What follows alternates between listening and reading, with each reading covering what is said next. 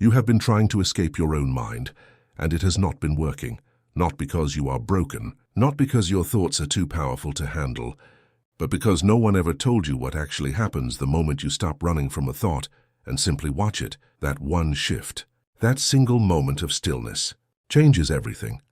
Not because you forced something to change, not because you replaced a bad thought with a good one, but because observation itself is not passive. It never was. The moment you observe a thought, it begins to lose its hold on you, and that is not a poetic idea. That is how the mind actually works. There is something inside you that has always been there, quiet, steady, unshaken. Not your thoughts, not your fears, not the version of yourself that worries at 2 a.m. It is the part of you that can watch all of those things without becoming any of them. Most people never find this part, not because it is hidden, but because they were never taught to look. They were taught to manage their thoughts, to control them, to replace them, to stay busy enough that the difficult ones never get a chance to rise. And so they spend their entire lives inside their own mind without ever discovering that there is a way to stand outside of it, to watch it, to understand it, without being controlled by it. That is what this is about. And once you truly understand it, you will never be trapped the same way again. Scientists discovered something that changed the way we understand reality itself. In quantum physics, there is an experiment that most people have heard about, but very few have truly sat with. When researchers tried to observe a particle, something strange happened. The particle changed, not because they touched it, not because any physical force was applied, but simply because it was being watched. The act of observation altered the thing being observed. Just the presence of an observer was enough to change the result. Let that land for a moment, because your mind operates the same way. When a thought rises inside you and you do not observe it consciously, it runs unchecked. It spreads into your emotions. It bleeds into how you see the people around you. It fills your inner world the way smoke fills a room with no windows. You do not even notice it happening. You just suddenly feel heavy, anxious, stuck, certain that something is wrong, and you cannot explain why. But the moment you pause, the moment you turn your full, quiet attention toward that thought and simply watch it, something shifts. The thought slows. It loses the authority it had when you were inside it. It stops feeling like a fact and starts feeling like a passing cloud. Something moving through you, not something that defines you. Think about the last time your mind was loud at night, not because something terrible happened. The quiet kind of loud, the slow building kind, where one thought becomes two, and two become a story, and the story ends with a conclusion about who you are and what your life means. You tried to argue with it. You tried to logic your way out. You picked up your phone to escape it, and the moment you put it down, the thought was still there, louder than before, because you were not observing the thought. You were inside it. You had already merged with it. You were the anxious thought thinking more anxious thoughts. Thoughts grow in the dark of unconsciousness. Now imagine something different. Imagine you sit with that same thought. No phone, no distraction. You simply close your eyes and you turn toward it, not to argue with it, not to fix it, not to agree with its conclusions, just to see it, to look at it directly the way you would look at an object on a table, with curiosity, with distance, with no urgency to make it stop. And in that space, in that quiet act of witnessing, the thought meets something it was never designed to face. Your awareness, your undivided, unbothered, unafraid presence, and it does not know what to do with that, because a thought survives on reaction. It grows when you fight it, when you believe it, or when you run from it. But pure observation gives it nothing to survive on. You become the sky. The thought is just a cloud passing through, and it passes, because clouds always do. This is the part most people miss when they try to work with their mind. They treat their thoughts as enemies to defeat, as problems to be solved quickly, as noise that needs to be silenced right now. And that approach keeps them trapped at the same level of awareness that created the problem, because you cannot think your way out of a thinking problem. The mind caught inside the thought cannot simultaneously observe the thought. You need to step back. You need to access the part of you that exists behind the thinking, not the emotional part, not the part that has a story about your past. The still part, the part that watches without panic, That sees without judging, and the moment you find that place, even briefly, everything you were so certain about begins to feel less solid, less permanent, less absolutely true, because most of what your mind treats as truth is not truth, it is pattern. It is old programming. It is a story your subconscious absorbed years ago and has been replaying ever since, because no one ever stopped long enough to actually look at it. When something is never observed, it runs on autopilot, and autopilot runs on whatever was installed first. Your thoughts are not just background noise, they are instructions being sent directly to your subconscious mind. Every thought you unconsciously identify with, every fear you let pass through without observing, every story you replay in your quiet moments is being received as a signal, and your subconscious does not evaluate the signal. It does not judge whether the thought is fair or accurate. It simply builds your reality around whatever you repeatedly accept as true, which means the thoughts you never pause to examine are the ones quietly shaping your life. Not the big intentional decisions. The background ones. The low hum of assumptions you carry all day about who you are and what is possible for you. Those are the ones running the program. And the only way to interrupt that program is to become the observer, to develop the habit of watching your own mind with complete attention and no emotional reaction. Just observation, because the moment you watch a thought clearly, the moment you create even the smallest gap between yourself and the story your mind is telling, the thought loses its ability to program you without your knowledge. It cannot write to your subconscious without your unconscious agreement. And observation breaks that agreement quietly, completely every time. That is where your power lives. Not in forcing positive thoughts, not in affirmations you do not yet believe, in becoming the one who watches, who decides which thoughts get the weight of full belief and which ones simply get to pass through. That decision cannot be made from inside the thought. It can only be made from the part of you that stands behind it. That part has always been there, waiting, ready for you to finally come home to it. Most people hear about the observer and they think it sounds beautiful. They like the idea of it. And then nothing changes, because there is a difference between understanding a concept and actually finding the place it describes. You already know that thoughts can be watched. But knowing that is not the same as knowing where you are standing when you are watching them. That is the question nobody asks. If you are watching the thought, who is doing the watching? Most people try to answer that with their mind, and the mind gives them another thought, another concept, another layer of the same problem, but the observer is not a thought. It is not a conclusion you arrive at by thinking harder. It is not something you create. It is something you return to. Think about who you were before the roles began, before you became the employee, the provider, the responsible one, the worrier. Before life handed you enough experiences to build a full personality around. Before you learned to introduce yourself by what you do instead of what you are. There was something there before all of that. Something quieter. Something that watched your first fear rise inside you and watched it pass before you knew enough to hold on to it. That thing did not leave. It is still there. Under every role you have taken on, under every version of yourself you built to survive different seasons of your life. The problem is not that you lost the observer. The problem is that you have been so absorbed in the character you became that you forgot there was an author. And the author and the character are not the same thing. The character reacts. The character worries.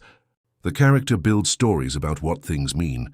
But the author can watch all of that happening without being swept away by any of it. The moment you remember that you are both, something inside you settles. Not because your problems disappeared, but because you are no longer trapped inside them with no way out. That memory is not something you manufacture. It is something you allow. And it begins the moment you stop treating your thoughts as the only reality available to you. There is a space that exists between what happens to you and how you respond to it. Most people do not live in that space. They live in the reaction.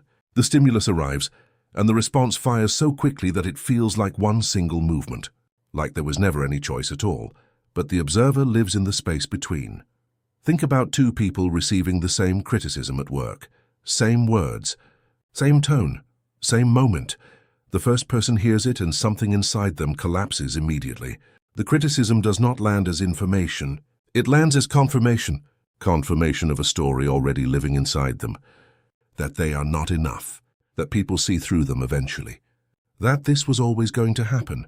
The thought was already there, waiting. The outside event just gave it permission to speak loudly. The second person hears the same words. They feel the discomfort. Genuinely, they are not numb, they are not detached, but something in them pauses before collapsing. There is a brief moment of quiet, a moment of watching. The thought tries to form.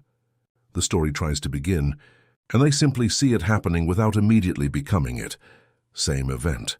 Two completely different inner experiences. Two completely different sets of instructions sent to the subconscious in the moments that followed. That difference is not personality. It is not emotional strength some people are born with and others never develop. It is position. One person is inside the experience. One person is watching it from behind it. And what most people never realize is that the observer position is not something fixed. It is not a place you either stand in by nature or never find at all. It is a space you can return to. It is something you can train, not by becoming emotionless, not by thinking faster or analyzing more, but by practicing the moment of pause, the moment something rises in you. Instead of immediately becoming it, you learn to notice the rising. That fraction of a second. That tiny act of seeing before reacting, that is the observer arriving. And in that arrival everything changes, not because the thought disappears, but because you are no longer the thought. You are the one watching it form. Here is where this becomes something more than a tool for inner calm. Here is where it directly changes what your life becomes. Your subconscious mind does not record everything equally. It is most responsive to what receives your sustained, conscious, emotionally present attention. Think of it like a mirror in a dark room. The mirror does not choose what to reflect. It only holds the image of what is placed directly in front of it, with clear and steady light on it. Your conscious attention is the light. Your emotional agreement is what keeps the image sharp. When you move through your day unconsciously, absorbed inside every thought that arises, you are holding things up to that mirror without knowing you're doing it. A fear you feel first thing in the morning and immediately treat as truth gets held up clearly, reflected back, sent down as instruction. A doubt you replay over and over without once stopping to question, it gets the same treatment. Your subconscious receives these signals and does not ask whether you chose them deliberately. It only knows what received your full presence and agreement. That is the part most people never understand. You are not only programmed by what you intentionally focus on, you are programmed by what you unconsciously accept. And the acceptance happens in an instant. The thought arrives. You do not observe it. You become it. And in that becoming you agreed. But when you observe, when you catch the thought in the moment before you merge with it, something different happens. The image never fully forms. The light is not steady. The reflection stays incomplete. The subconscious does not lock it in as truth. That observation creates a pause in the programming, not a pause where nothing happens.